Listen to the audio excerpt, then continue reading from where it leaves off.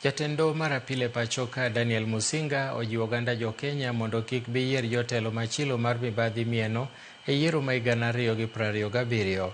Ma luwore ni mibadhi e achiel kuom gigo mathiro ahinya dongruok ma pachoka. Omedo ni oganda jo-Kenya nigi ting' mar yiero jogo manyalo tiyo makare ahinya to kaluwore gi kaka katiba ma pachoka dwaro. Public service is a sworn duty to serve every Kenyan without fear, favor, bias, or ill will. And until we have leaders who actually care about this country, and it's almost like a case of the chicken or the egg, you know, and I think for the last 15 years you wondered then what needs to come. Now we have the Constitution, so how do we get the leaders? I feel that we really need to be bold enough in the subsequent elections in the next 2 years to just get the right people in office who will then appoint the right people in office. Our country actually deserves better leadership.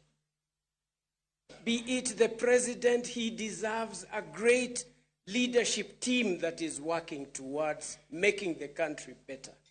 Be it the leaders, they must be accountable, as we have discussed today.